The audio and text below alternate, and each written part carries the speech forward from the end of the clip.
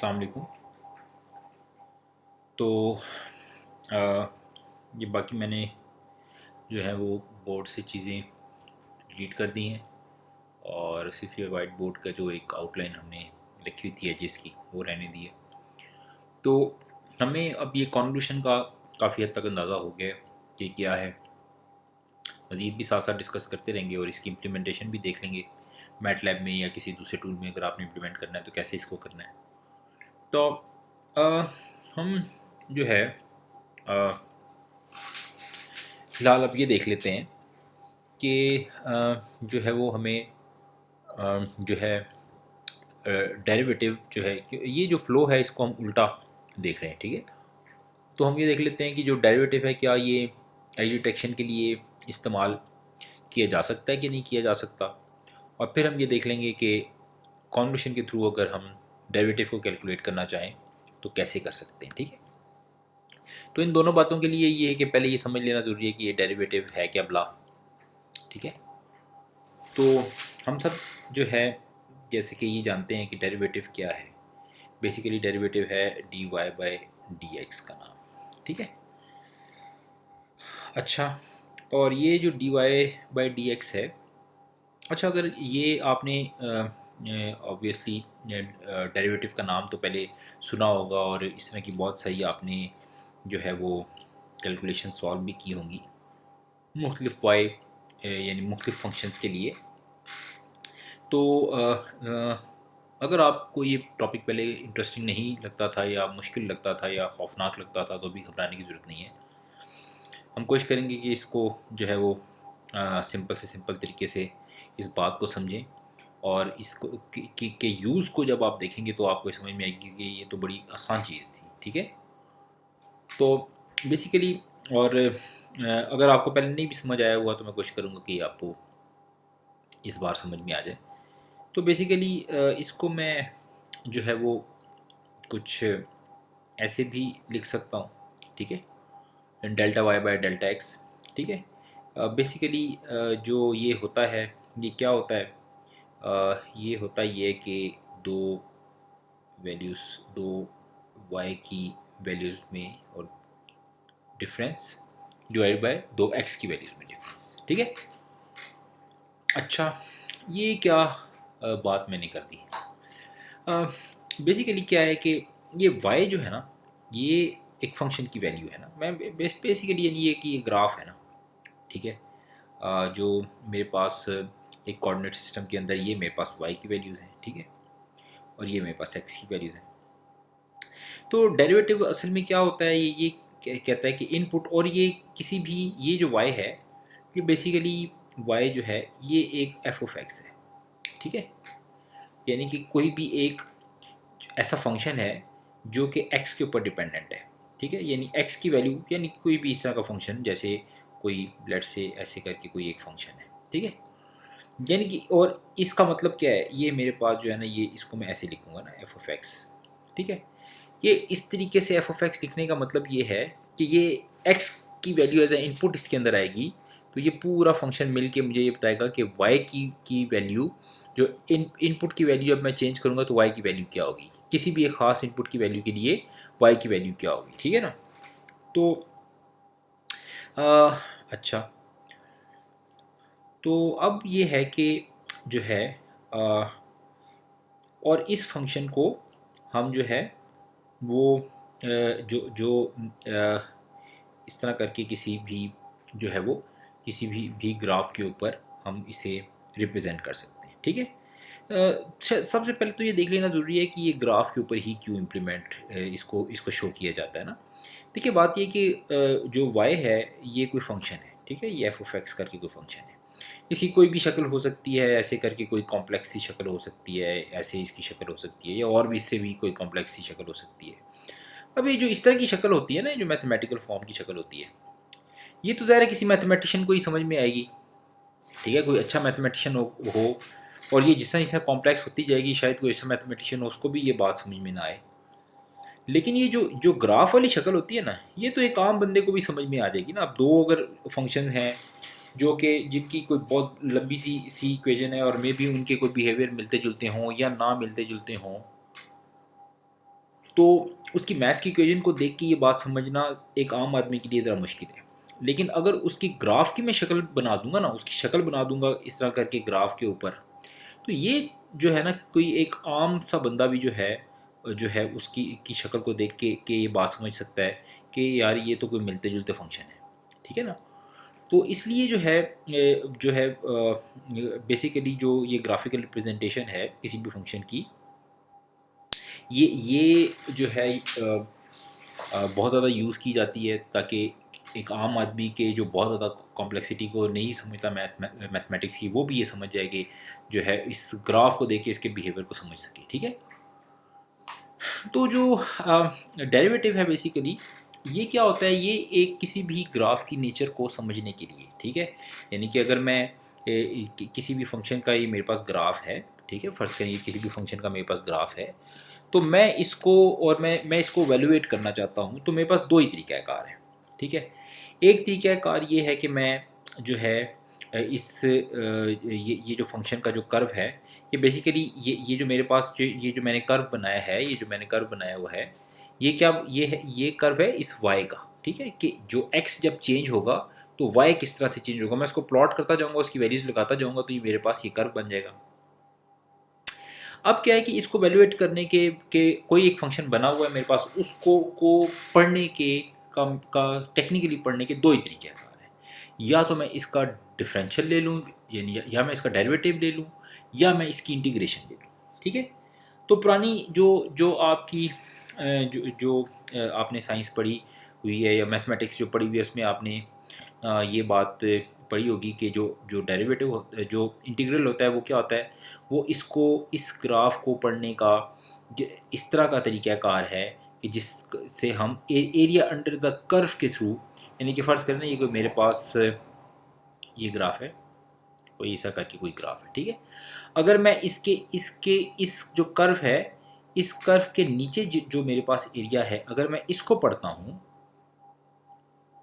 इसके नीचे जो मेरे पास एरिया है, इसको वैल्यूएट करके मैं ये देखता हूँ कि ये जो है जो उस प्रॉपर्टी को वैल्यूएट करके मैं देखता हूँ इसको कि ये कर्व किस तरह का है, तो ये क्या होगा, ये एरिया अंडर द कर्व करके ये इंटीग्रेशन हो जाएगी। ठीक है।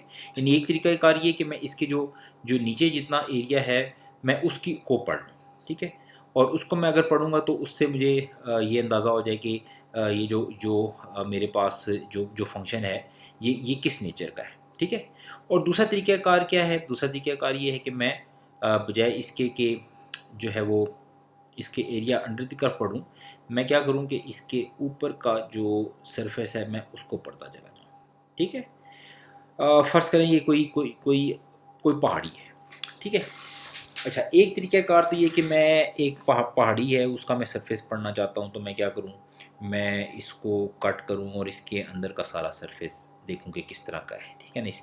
इसके अंदर जितना एरिया है वो किस तरह का है।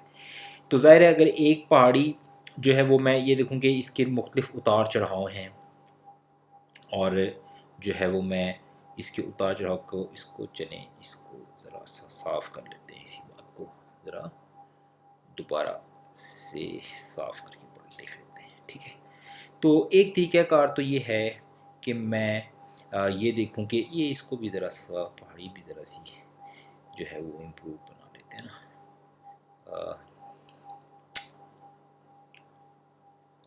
फ़र्ज़ करें नहीं, ऐसे करके कोई जो है वो पहाड़ी है, कोई ऐसे करके, ठीक है, ऐसे करके कोई सरफेस है। ठीक है। अच्छा, अब एक तरीक़ाकार तो ये कि मैं ये करूँ कि किसी तरीके से जो है वो इसके नीचे का जो सरफेस है वो पढ़ना शुरू करूँ। ठीक है। मैं देखूँ कि यार ये जो सरफेसेस है वो किस तरह के जो है इसके जो अंडर सरफेस है, मैं उसको छोटे छोटे टुकड़ों में देखना शुरू करूँ कि इसके जो नीचे सरफेस है वो किस तरह का है। ठीक है। और उससे मुझे पता चल जाए कि यार ये सरफेस है, ये इस टुकड़ी से मुझे मालूम हो जाए कि जो है, ज़ाहिर है ये टुकड़ी फ़र्क होगी ना इस टुकड़ी से, तो मुझे इससे ये अंदाज़ा हो जाएगा कि इसके ऊपर का सरफेस किस तरह का है। ठीक है। दूसरा तरीक़ाकार ये है कि मैं ये करूं कि जो है इस पहाड़ी के ऊपर चलना शुरू कर दूं और देखता जाऊं कि जी ये सरफेस किस तरह का है।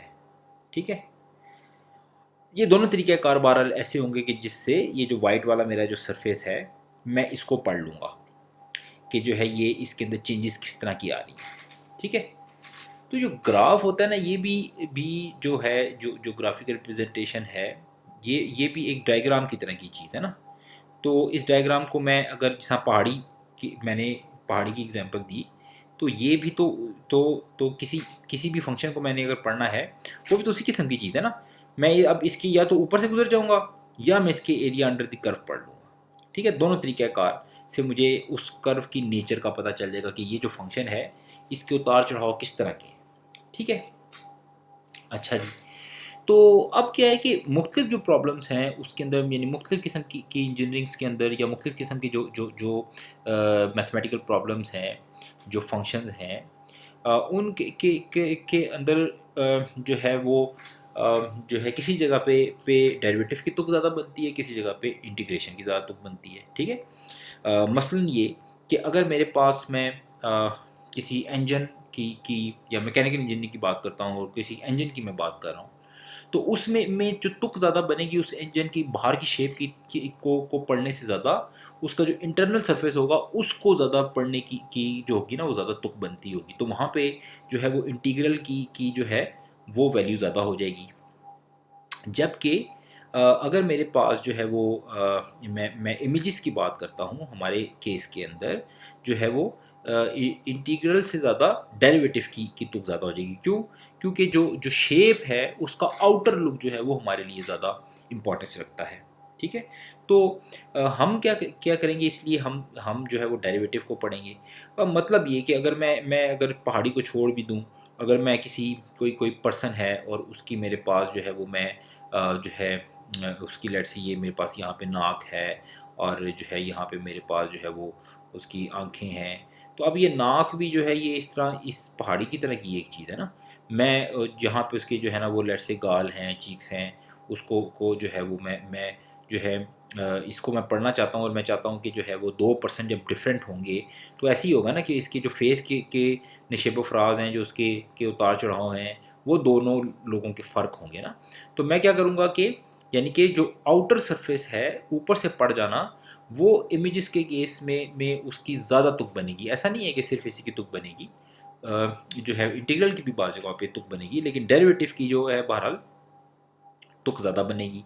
क्योंकि आउटर जो हमारे पास जो सरफेस है उसको पढ़ना ही ज़रा, एक फेस है उसको मैं पढ़ना चाहता हूँ। अब काट के अंदर से कैसा है ये तो इतना मैटर नहीं करता ना, मैं पहचानना चाह रहा हूँ, तो मुझे बाहर से जो उसकी शेप की, जो फेस की जो उतार चढ़ाव है, ये मेरे लिए ज़्यादा मैटर करेंगे, ठीक है।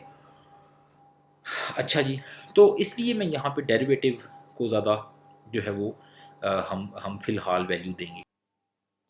जी, तो मतलब ये कि जो इंटीग्रल है और जो डेरिवेटिव है, ये किसी भी जो जो फंक्शन होगा, उस फंक्शन की के ग्राफ की एनालिसिस के लिए है, यानी शेप डिटेक्शन के लिए, ठीक है ना। कि कोई भी फंक्शन अगर है, उसका जो ग्राफ है, और जो है वो उसका जो ग्राफ अगर हमारे पास बना हुआ है, तो इसकी जो शेप होगी, उस शेप की जो है वो हम ये डिटेक्ट करना चाह रहे हैं। कोई भी एक ग्राफ बना हुआ है, हम ये कह रहे हैं कि कोई फंक्शन है जिसको रिप्रेजेंट करता है, उस फंक्शन की एनालिसिस के लिए हम यूज़ करेंगे। और एनालिसिस के लिए तरीक़ाकार क्या होगा, उसके ग्राफ की शेप डिटेक्शन के थ्रू, ठीक है। अगर हम उसके की यानी ये जो भी एक ग्राफ बना हुआ है, उसकी शेप को अगर हम जो है वो डिटेक्ट करते हैं, उसके एरिया जो उसने कवर किया हुआ है उसके थ्रू, तो इसको हम इंटीग्रल कहेंगे। और अगर हम जो है वो इसको उसी के जो है वो ग्राफ को की एनालिसिस, जो शेप की एनालिसिस हम इस तरह से करते हैं कि उसकी के सरफेस को ऊपर से इसे हम पढ़ते हुए जाएं, तो हम इसको क्या कहेंगे कि ये जो है वो डेरिवेटिव है, ठीक है। तो अब और ज़ाहिर है इसकी तुक बहुत सारी बनेगी हमारे केस के अंदर। वो तुक इस तरह से बनेगी कि ज़ाहिर है जो इमेजेस होंगे, इमेजेस भी तो जो है वो किसी की शक्ल जो होगी वो भी तो ग्राफ की तरह की एक चीज़ है ना। तो हम क्या करेंगे कि उसकी जब एनालिसिस करना चाहेंगे तो हम उसका डेरिवेटिव लेंगे कि किस तरह की शक्ल है ये। ठीक है। डेरिवेटिव हम लेंगे तो डेरिवेटिव क्या होगा, वो उसकी की शक्ल को ऊपर से पढ़ता हुआ जाएगा और ये हमें बताएगा कि कहाँ पे इसकी शक्ल में मुझे उतार नज़र आया, कहाँ पे चढ़ाई नज़र आई है, कहाँ पे उतार नज़र आई है। ठीक है। तो अब क्या है कि जो है हम देख लेते हैं कि ये जो जो डेरिवेटिव है ये असल में है क्या चीज़ ना। हमने भी तो यही प्रूफ किया ना कि जो है वो ज़ाहिर है हमने भी यही बात की कि डेरिवेटिव क्या चीज़ है। इसको ज़रा सी हम ज़्यादा डेप्थ में देख लेते हैं ना। तो बेसिकली क्या है कि हम जब जो है वो जो है वो हम जब ये स्टेटमेंट यहाँ पे जो है वो लिख रहे हैं, जिसमें हम ये लिख रहे हैं कि जो है वो y2/y1 divide by x2 minus x1। तो जो है वो ये x क्या है, ये x इस जगह पे हमारे पास जो इसका x एक्सिस है और ये इसका हमारे पास y एक्सिस है। ठीक है। तो बेसिकली हम जो है वो कह क्या रहे हैं, ये हम ये रहे हैं कि जब किसी जो है कोई भी सर्टन इस x के अंदर कोई एरिया है ना, उसमें अगर ये x1 से लेके x2 तक जब इनपुट के अंदर चेंजेस आई, तो उस वक्त जिस वक्त x2 जो है वो x1 और x2 के दरम्यान में जब इतनी चेंजेस आई उस वक्त जो है, और इसी को हम जाके इसके ऊपर ऐसे करके, यानी ये ग्राफ का ये पोर्शन होगा ना जिसकी बात हो रही होगी, तो हम ये कह रहे हैं कि जिस वक्त जो है ये इतनी चेंज आई है एक्स यानी इनपुट के ऊपर, तो उस वक्त जो है वो वाई के अंदर कितनी चेंज आई है।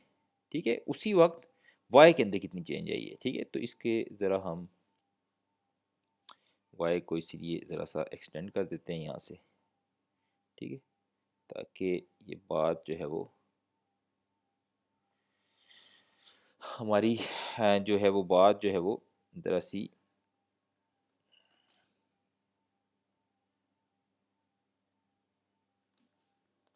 ठीक है। तो जो है वो अभी भी यार मज़ा नहीं है थोड़ा सा। ठीक है। तो अब मैं ये कहूँगा कि इसी वक्त वाई के अंदर कितनी चेंज आई है। ठीक है। तो यानी कि वाई जो है वो उस वक्त जो जब x1 के टाइम पे जो y1 की अगर कोई वैल्यू थी, तो जब x2 के तक उसकी चेंज आई है तो उस वक्त y कितना चेंज हुआ है। ठीक है ना। उस वक्त जो है वो y के अंदर अब कितनी चेंज आई है। ठीक हो गया। अच्छा। तो ये है y। ठीक हो गया जी। अच्छा। तो मतलब ये कि अगर मैं इन दोनों को प्लॉट करूँ अलग-अलग से, तो जो है वो मैं ये कहना चाह रहा हूँ कि अगर मैंने जो है वो एक्स के अंदर इतना चेंज मैंने किया है, यहाँ से लेके यहाँ तक मैंने चेंज किया है, तो उस वक्त जो है उसी वक्त जो है वो जो वाई है फंक्शन का, यानी आउटपुट जो है इनपुट पे अगर जो है वो जो है वो इनपुट पे x1 से लेके x2 तक चेंज आई है, तो उस वक्त y जो है जो उसका आउटपुट है उसके ऊपर कितनी चेंज आई है। ठीक है।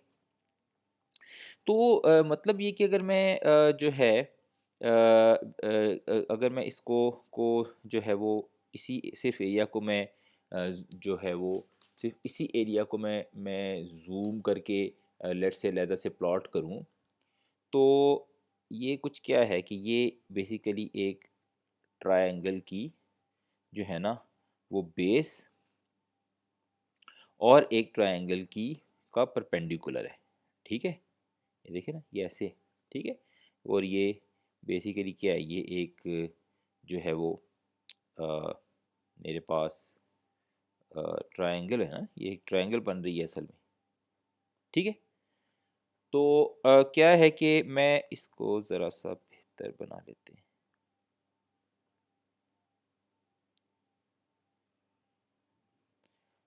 तो अब क्या है, ये कुछ ऐसा है। ठीक है जी। तो यानी कि मैं कहना ये चाह रहा हूँ कि जब एक इस ट्रायंगल की जो जो बेस है उसमें में एक ख़ास जो इस साइज़ की जब जो है वो इसकी अगर बेस हो तो इसका परपेंडिकुलर कैसा होगा। ठीक है। और ये मैं क्यों कह रहा हूँ, यानी कि जो डेरिवेटिव के अंदर यही बात हम कर रहे हैं ना ये अगर मैं गौर करूँ तो ये जो मैंने ऊपर भी बात की है, जो मैं पहले से जो हम जो स्टार्ट से हम बात कर रहे हैं, वो यही तो है, ठीक है? ये देखें, ये यही तो है। यानी कि ये जो बेसिकली ये जो हमने स्टेटमेंट पहले लिखी थी वाई वन और वाई टू वाली, ये जो स्टेटमेंट है, ये बेसिकली क्या कहना चाह रही है? ये कहना चाह रही है ना कि जो है वो मेरे पास जो परपेंडिकुलर के अंदर अगर चेंज आ रही, बेस के अंदर अगर चेंज आ रही है, तो जो है वो परपेंडिकुलर के अंदर कितनी चाहिए, मतलब ये क्या है, ये परपेंडिकुलर ओवर बेस है, ठीक है? और ये जो जो बता रही है ये मेरे पास इस वक्त अ, अच्छा, तो इसका मतलब ये है कि ये हमारे पास जो है वो ये ट्रायंगल बन रही है। और ये क्यों बन रही है? ठीक है, ये इसलिए बन रही है कि हमने जो मेरे पास यहाँ पे जो इसका ये मतलब ये जो मैं परपेंडिकुलर और बेस को कंपेयर कर रहा हूँ, ये क्यों बना कर रहा हूँ? ये इसलिए कर रहा हूँ कि ये जो इसकी जो जो ये हाइपोटेन्यूज है, ये जो है, ये फंक्शन के साथ जाके लग रही है, ठीक है ना? यानी कि मैं जब इस तरह की बहुत सारी ट्रायंगल्स बनाऊंगा, तो इसकी जो हाइपोटेन्यूज होगी, ये फंक्शन को अप्रोक्सीमेट कर रही होगी, ये उसी के साथ टकराती हुई जाएगी, ठीक है? यानी कि अगर मैं जो है वो इसी तरह की ट्रायंगल्स बना बना के इस फंक्शन को चेक करूं, तो जाहिर है ये क्या होगा कि ये जो है वो बहुत सारी सारी जो है ना वो यही वाली जो मेरे पास जो जो ग्राफ है, ये कुछ इसकी अप्रोक्सीमेशन यानी अप्रोक्सीमेटली मैं इसकी एनालिसिस कर रहा हूँगा, और ये कुछ इस तरह के टुकड़ों में बन जाएगा ना, ऐसे करके ऐसे करके ऐसे करके, ठीक है? ये सारी की सारी क्या हैं, ये उसी ट्रायंगल की जो है वो, और यहाँ ये बेसिकली क्या है, ये उसी तरह की छोटी-छोटी ट्रायंगल्स बन रही है ना, मैं जिसके अंदर जो है वो बार-बार इसको अ, ऐसे कर रहा हूँगा। अ, ये एक ट्रायंगल है, इसको ज़रा-सा ज़ूम कर लेते हैं, ठीक है? तो यहाँ पे बेसिकली मैं इस तरह कर करके बहुत सारे ट्रायंगल्स जो हैं वो बना रहा हूँगा ना, ऐसे करके एक ये ट्रायंगल बन रही होगी, ठीक है? इसी तरह से सॉरी,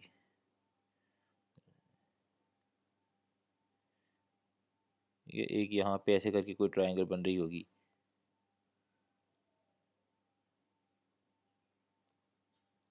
ठीक है? और एक जो होगी वो यहाँ पे ऐसे करके बन रही होगी,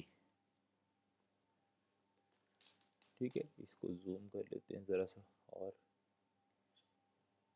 ठीक है? और इसी तरह से ये यहाँ बन रही होगी, ठीक है? तो ये बहुत सारी इस तरह करके ये ट्रायंगल्स बन रही है ना, ये भी सारी ये ट्रायंगल्स हैं सारी की सारी, ठीक है ना? इसमें ये उल्टी ट्रायंगल्स ऐसे करके बन रही है ना, क्योंकि ग्राफ जो है वो ये जो इस जगह के ऊपर ग्राफ चढ़ाई पे था, और ये ऐसे चढ़ाई पे था, और इस जगह पे जो ग्राफ है वो उतराई पे है, ठीक है? तो इसलिए ये जो ये वाली साइड है, इस साइड पे ये नेगेटिव जो है वो ये ट्रायंगल नेगेटिव बन रही है, ठीक है? अच्छा, तो बहुत सारी ये ट्रायंगल्स बन रही होंगी, और ये ट्रायंगल बेसिकली ये ट्रायंगल्स हम बनाते जाएंगे, तो ये क्या करेगा, ये उसी तकरीबन उस ग्राफ को रिप्रेजेंट कर रहा होगा ना, और जब इसकी शक्ल चेंज होगी, तो ज़ाहिर है ये ट्रायंगल्स जो होंगी, इसकी शेप्स चेंज होंगी ना, इसकी जो जो परपेंडिकुलर जो इसका हाइपोटेन्यूज बन रहा होगा, ये फ़र्क बन रहा होगा ना। तो अब क्या है कि मैं यानी कि इस तरह से क्या होगी कि मुझे मेरे लिए एनालिसिस जो है जनरेट हो जाएगी कि उसकी शेप किस तरह की है ना। अच्छा, अब क्या है कि मैं अगर जो है इसी ट्रायंगल को जो जो कि मैंने अब यहाँ पे ये जो बनाई थी, इस एक और शेप बना लेते हैं ना, इसी इसी शेप को मैं दोबारा ज़रा नीचे बना लेता हूँ, ठीक है? ताकि ये भी रहे, और कंपैरिजन के लिए नीचे एक और शेप भी मेरे पास बन जाए, ठीक है? तो अब क्या है कि मैं इसको यहाँ पे साइड पे कर लेते हैं, और क्या है कि मेरे पास जो है वो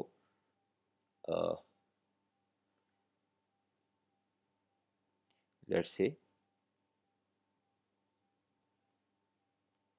अब मैं इसको, ठीक है, और यहाँ पे यही फंक्शन लेट से मैं ये जूम करके बना रहा हूँ, और जो है वो यही ट्रायंगल, अब हम क्या करते हैं कि हम जो x1 और x2 था ना, इस यानी ये क्या था, ये इनपुट के ऊपर चेंज था ना, इस चेंज को अगर मैं छोटा कर दूं, ठीक है, इस चेंज को मैं अगर ये कहूँ कि यार लेट से ये x2 और x1 जो था ये अभी बड़ा दूर दूर था, लेट से मैं ये कहता हूँ कि यार ये चेंज जो है ना ये बड़ा छोटा कर दूं, ठीक है, मैं ये कहता हूँ कि यार ये जो है इतने दूर का x नहीं लेंगे, ये इतने दूर का हम जो है वो x2 नहीं लेंगे, बल्कि करीब का x2 लेंगे, तो उससे क्या होगा, जो बेस होगी ये छोटी हो जाएगी ना, जो ट्रायंगल है ये छोटी हो जाएगी, ठीक है, ये ट्रायंगल जो है जब छोटी छोटी होगी तो जो है वो, ये मैंने एक्सटेंड कर दिया यहाँ से ना, तो क्या है कि मैं ये जो बेस होगी ये हमारे पास अब छोटी हो जाएगी ना निस्बतन, और एज़ कम्पेयर टू कि अगर मैं जो है वो उसको पुरानी वाली वैल्यू से एक्सटेंड करता, मतलब ये कि मैं अब आहिस्ता आहिस्ता क्या करना शुरू कर दूंगा कि x1 यानी जो इनपुट के ऊपर चेंज है उसको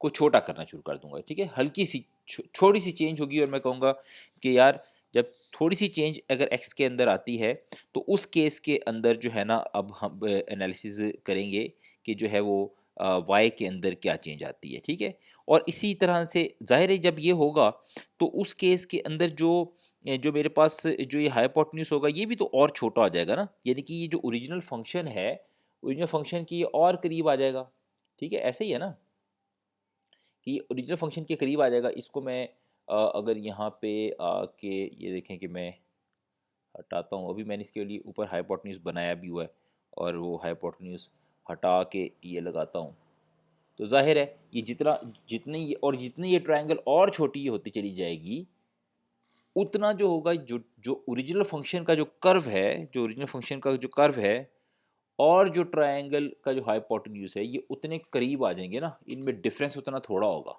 ठीक है, तो हम ये कहते हैं कि यार जो है ना ये जो ट्रायंगल है ये छोटे होते होते इतनी छोटी हो गई कि बहुत ही जो है ना इतना छोटा कि हम जो है ना जो लेट से मैं ये कहता हूँ कि ये जो है ना बिल्कुल इसका जो जो इसका बेस है ना वो बिल्कुल एक जो है ना एक डॉट की तरह की छोटी सी चीज़ हो गई, ठीक है जी, और उस वक्त जो है इसकी हाइपोटेन्यूस में कितना चेंज आएगा वो भी छोटा सा ही होगा, ठीक है, ऐसे केस के अंदर जो इसकी जो सॉरी जो बेस में जितना चेंज आया उस हिसाब से हम इसका परपेंडिकुलर में जितना चेंज आया वो भी तो छोटा सा ही होगा ना, और जितना जो है वो हम ये कहेंगे, और उस वक्त इसका जो हाइपोटेन्यूस होगा वो भी तो छोटा सा ही होगा ना, ऐसे ही है ना कि अगर मैं इस बेस के अंदर चेंज जो है वो छोटी सी चेंज के अंदर मैं कहता हूँ कि यार बहुत छोटी सी जब चेंज आई है उस वक्त इसके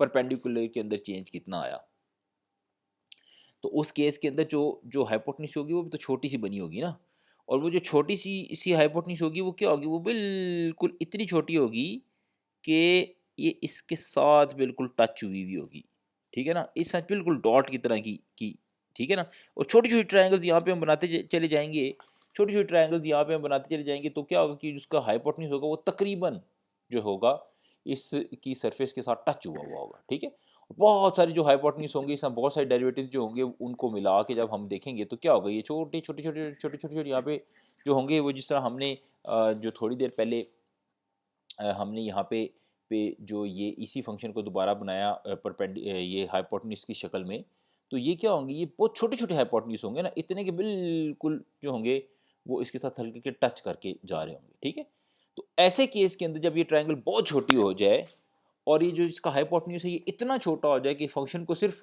टच कर रहा हो एक एक जगह के ऊपर, तो उस केस के अंदर हम ये कहते हैं कि जो ये परपेंडिकुलर और बेस है हमारे पास, जो इस जगह पे हमारे पास ये जो परपेंडिकुलर और बेस है उसकी जो शक्ल हमने ये बनाई हुई थी, ऐसे केस के अंदर कि जब ये बहुत छोटा हो जाए ये डिफरेंस, तो हम कहते हैं कि ये डेरिवेटिव है, ठीक है, तो मतलब ये कि डेरिवेटिव बेसिकली ये ट्रायंगल्स की शक्ल में किसी भी जो है ना ये, और जाहिर है अगर डेरिवेटिव हो सकता है बड़ा आपको डिफिकल्ट लगता हो, लेकिन ट्रायंगल तो मुश्किल चीज़ नहीं है ना, ट्रायंगल तो कुछ भी नहीं है, ट्रायंगल तो जो है वो कोई जो है वो बड़ी मामूली सा भी किसी को मैथमेटिक्स आता हो तो वो ट्रायंगल तो सॉल्व कर ही लेता है।